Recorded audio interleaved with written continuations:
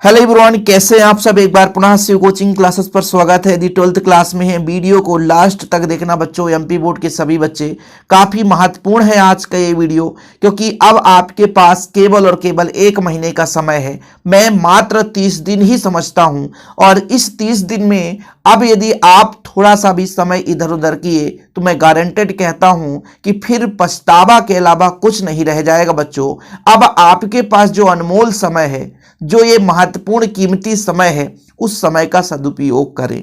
आपके बहुत सारे डाउट रहते हैं, हर वीडियो में कमेंट आते हैं कि सर इस बार पेपर कैसे बनेगा, ऑब्जेक्टिव कहाँ से तैयार करें, न्यूमेरिकल्स क्वेश्चन हम कहाँ से पढ़ें, या कि तैयारी कैसे करें, और बहुत सारे क्वेश्चन हैं। उन सब पर मैं यहाँ पर आपका डाउट क्लियर करूंगा, बस वीडियो को लास्ट तक देखते रहिएगा। सबसे पहले हम बात करते हैं बच्चों की तैयारी कैसे करें। तो अब आपके पास मात्र और मात्र कितने दिन है? 30 दिन है। कितने दिन बच्चों? 30 दिन। ठीक है। एक साधारण बच्चा 6 घंटे पढ़ता है, ये तो क्लियर है। एक साधारण बच्चा 6 घंटे पढ़ाई करता है, लेकिन अब यदि आप इसको डबल नहीं करें, यदि 12 से 13 घंटे नहीं करें, तो समझ लो आपकी पढ़ाई फेल। आप साल भर में कितना भी पढ़े हैं उसका कोई फर्क नहीं पड़ने वाला।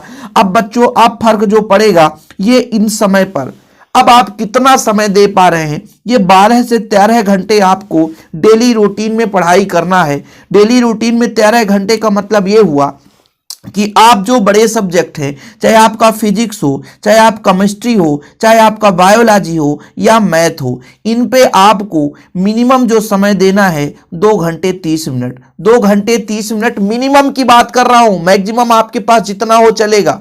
और जब बात करते हैं बच्चों हिंदी और इंग्लिश की, इसको मिनिमम आप 1 घंटे 30 मिनट समय देंगे, तब कहीं जाकर के अच्छे परसेंटेज आएंगे। ध्यान रखिएगा, इस बात को नोट कर लीजिए। और पहला पॉइंट तो भाई साहब, आप अपने परसेंटेज को टिका दो किसी भी दीवार पे लिख करके कि हमको 90 परसेंटेज लाना है। और 90% जब आप सुबह उठोगे ना, तो ये एक आपके मन में छप जाएगा कि 90% के लिए हमारे पास 90% सिलेबस कंप्लीट होना चाहिए। उस स्तर से आप उठते ही सुबह ही ब्रश करके पढ़ना शुरू कर दोगे। ऐसे ही सोते वक्त भी आपको नींद नहीं आने देगी। बच्चों, जब आपका एक निश्चित लक्ष्य हो जाता है ना कहीं उस लक्ष्य के पीछे मेहनत करने का श्रेय हो जाता है। आप जितनी बड़ी सोच रखोगे, उतना अंदर से जिज्ञासा होगा मेहनत करने के लिए। यदि आप छोटा सा सोच लेकर चलोगे, एक छोटा सा टारगेट लेकर चलोगे, तो आपका जो मेहनत करने का ढंग भी वो बदल जाएगा। आप अपने घर में ही सोचो कि आज हमें 15 किलोमीटर चलना है साइकिल से, तो आप थोड़ा जल्दी उठ जाओगे। यदि आपको कोई काम नहीं रहता तो संडे में बच्चा 9 से 10 बजे तक सो जाता है।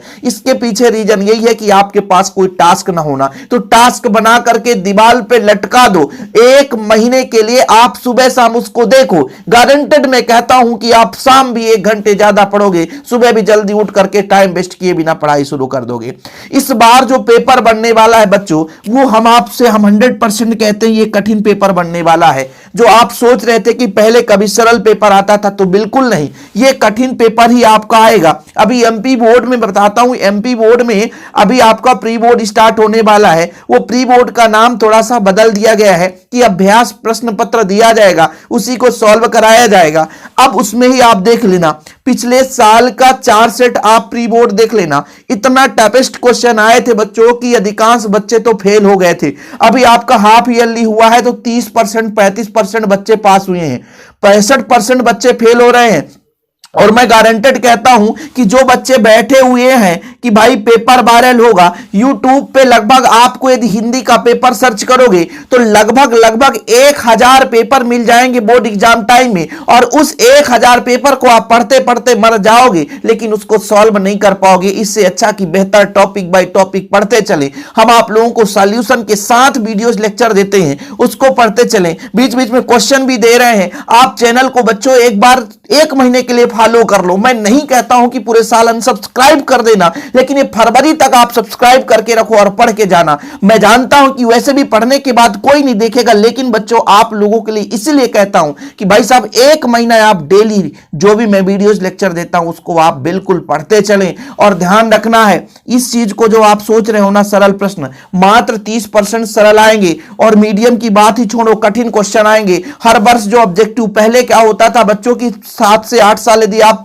5 साल भी पढ़ लिए हो तो ऑब्जेक्टिव क्वेश्चन आपका तैयार हो जाता था। लेकिन अब इस बात को आप भूल जाओ, अब ऐसे ऐसे ऑब्जेक्टिव क्वेश्चन आ जाते हैं जो कि कभी कोई पढ़ाता भी नहीं है, उन चीजों को भी दे दिया जाता है। इसलिए यदि आप लोग फैक्ट से तैयारी नहीं करोगे, आप लोग अभी देख लो हाफ ईयरली या क्वार्टरली एग्जाम में पूरा परीक्षा बोध या पूरा परीक्षा अध्ययन किसी से भी देखो कोई ऑब्जेक्टिव पूरे के पूरे नहीं मिल पा रहे हैं। मतलब यदि 28 नंबर का ऑब्जेक्टिव आ रहा है तो उसमें 5 ऐसे ऑब्जेक्टिव क्वेश्चन आएंगे, वो वही बच्चा कर पाएगा जो विधिवत पढ़ेगा। इसलिए भाई साहब अब आपके पास ऑब्जेक्टिव पढ़ने का तरीका, आपके पास परीक्षा बोध उसे तो पढ़ो ही, परीक्षा अध्ययन उसे पढ़ो ही, लेकिन बुक के जो लास्ट में होता है बच्चों उसे पढ़ लेना।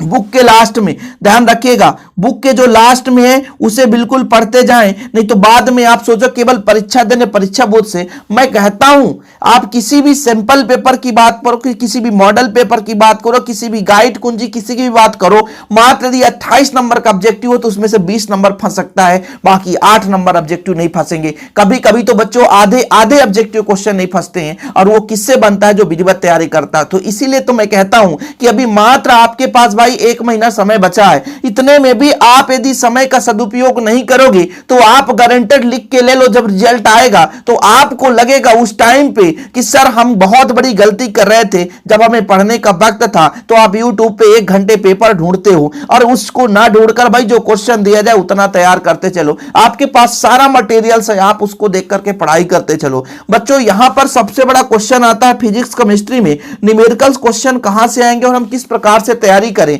तो भाई साहब न्यूमेरिकल क्वेश्चन आपको मैं बता दूं कि कभी कभार जो रिपीट होता है, कभी कभार रिपीट होता है, बाकी न्यूमेरिकल क्वेश्चन रिपीट होने के चांसेस बिल्कुल नहीं होते। हां हम जैसे अभी आपको 2-4 लेक्चर दे दिए हैं केमिस्ट्री का, 2-4 लेक्चर हम दे दिए फिजिक्स का, इंपॉर्टेंट क्वेश्चन का एक अलग से प्लेलिस्ट बना है। पहली बार आए हैं तो प्लेलिस्ट विजिट करें, प्लेलिस्ट में जाकर के देखें कि हाँ कौन कौन सा अंकित प्रश्न आ रहा है, उस टाइप के क्वेश्चन को आप तैयार करते चलें। कोई भी प्रश्न जो 5 साल में पूछा गया है उससे संबंधित फार्मूला तैयार करते चलें। जैसे आपका प्रकाशिकी से चैप्टर 9 से लेंस वगैरह से एक ऑब्जेक्टिव क्वेश्चन बनता है फिजिक्स में। जैसे हमारे पास केमिस्ट्री की बात करें तो केमिस्ट्री में केवल 3 ही चैप्टर हैं, विलयन से, विद्युत रसायन से और जो आपकी रासायनिक अभिक्रिया बच्चों है ना, इससे केवल आपका 3 ही चैप्टर ऐसा जहां से न्यूमेरिकल क्वेश्चन आना है। तो ऐसा क्यों नहीं करते हो आप लोग, इन 3 चैप्टर्स में से आप पूरे फार्मूले तैयार कर लो, जो फार्मूला एग्जाम में अंकित प्रश्न को सॉल्व करने में मदद करे। तो आपका एक होमवर्क है।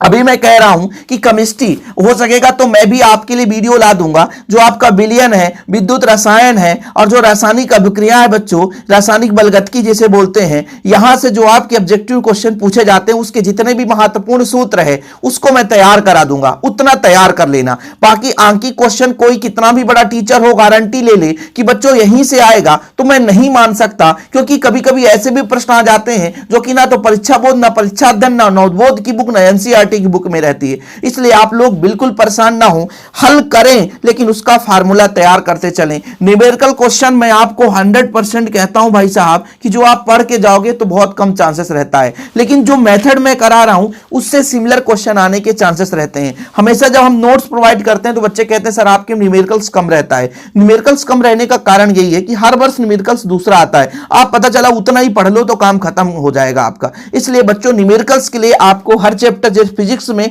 हर चैप्टर्स में आपको फार्मूला तैयार करना है, ये एनालिसिस करना है कि किस किस चैप्टर से न्यूमेरिकल्स क्वेश्चन पूछे जाते हैं और उसके आपको क्या करना है, फार्मूले तैयार करना है। बाकी ये मेरे ऊपर छोड़ दो, मैं आपके लिए हेल्प करूंगा, बिल्कुल निश्चिंत रहें, लेकिन जितना मैं दूं उतना आप तैयार करते चलें बच्चों। और सबसे आखिरी में मैं आपसे कहना चाहूंगा, आप मेरे छोटे भाई बहन है, जितने भी यदि 12th क्लास में होंगे तो मेरे से 10 साल 12 साल छोटे हो, ध्यान रखिएगा बच्चों। आपसे मैं विनती जोड़ता हूं, आप अपने बड़े भाई का बात मान लेना कि जो सोशल मीडिया में आप लोग, ध्यान रखिएगा, इंस्टाग्राम, फेसबुक या बच्चों आप लोग यूट्यूब पे ही यदि गलत चीजें देख रहे हो, शॉर्ट वीडियो देखना कोई गलत नहीं है, लेकिन अभी एग्जाम के टाइम में देखना गलत है। ये मैं नहीं कहता हूं कि इंटरटेनमेंट ना करें, लेकिन पढ़ाई के समय में इंटरटेनमेंट करना यह गलत है। गलत क्या कहलाता है? गलत ये नहीं है कि बिल्कुल जो गिर जाए वही गलत है। गलत का मतलब यह होता है कि जो चीज आपको करना चाहिए वो चीज आप नहीं कर रहे हैं, उसके जगह कुछ दूसरा कर रहे हैं, तो फिर वो आपकी जिंदगी के गलत काम ही कहलाएगा। जरूरी नहीं रहता किसी गाली दोगे तभी वही गलत कहलाएगा,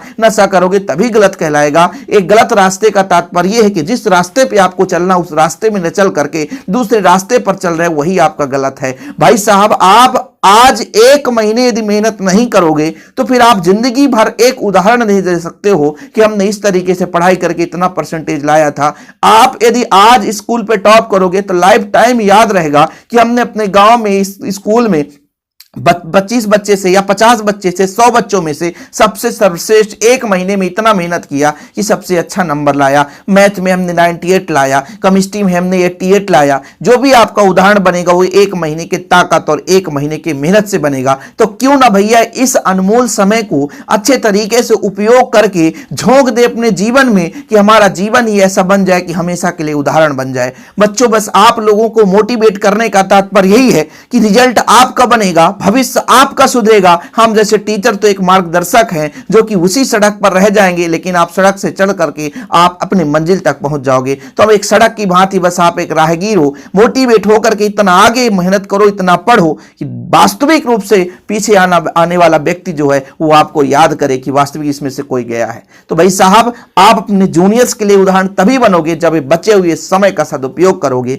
तो क्यों ना आप ताबड़तोड़ मेहनत शुरू कर दो, बचे हुए समय में आग लगा दो, फोड़ दो कि कल पापा भी आपके बोले कि बेटा पर हमें गर्व है, बेटा पर हमें फक्र है कि भाई साहब उन्होंने कितना मेहनत किया। और इस परिस्थिति में जब हम गरीबी हालात झेल रहे थे उस समय में भी बच्चे ने इतना मेहनत किया कि हमारा नाम रोशन किया। और फिर आप देखना आपको कितना आनंद और खुशी मिलेगी अंदर से जिस दिन आप स्कूल पे टॉप करोगे, जिला लेवल पे टॉप करोगे। तो क्यों ना भैया आप चलो शुरू कर दो। और बच्चों, आप लोगों के लिए निरंतर वीडियो दे रहा हूं और आता भी रहेगा। इंपॉर्टेंट क्वेश्चन का प्लेलिस्ट विजिट करो, जितना मेरे से हेल्प हो सकता है मैं करता रहूंगा, आप बिल्कुल निश्चिंत रहें। तो फिलहाल आज के लिए बच्चों इतना ही। जय हिंद, वंदे मातरम।